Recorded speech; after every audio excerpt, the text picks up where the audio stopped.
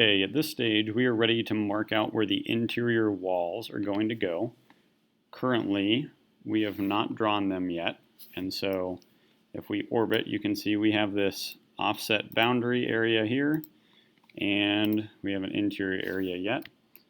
That is fine. You can tell that it glitches out a little bit as we orbit, and that is because we have our floor grouped underneath it as its own group, and then we have that new surface that's going to be for our walls up on top. Okay, what we're going to do to mark this out, I'll show you what our layout's going to look like.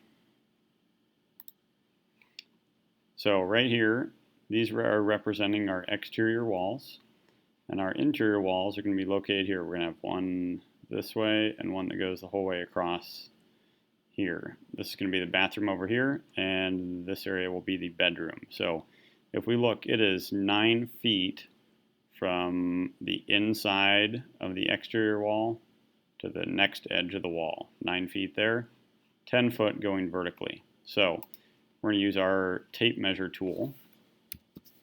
I'm going to look at this more from the top. So T for tape measure. We don't want to pick a corner, we want to pick a random spot along the line. So like right here, I'm going to click and release. Now I'm going to give it my direction, which would be red in my case. I'm going to type 9 foot, enter. It gives me that guideline. I'm going to come down 10 foot, enter, from this inside line, not from the outside. And then I need to offset these to allow for the thickness of my wall. So I'm going to come over this way 4 inches, and I'm going to come this way 4 inches like that. You don't need to do this, but I'm just going to throw these dimensions on here so you can see them in your video as far as what they should look like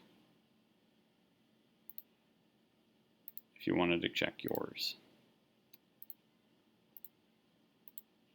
Okay.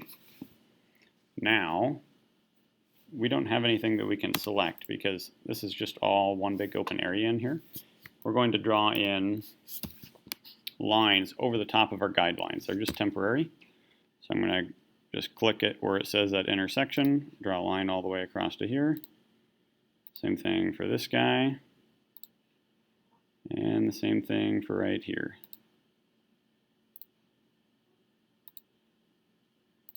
Like that. Then we can get rid of our guidelines. I'm going to go Edit, Delete Guides. And I'll get rid of these dimensions here. You don't need to include those. Now, we have 3 walls here. So we have all of our exterior ones together. We have this interior one and that interior one.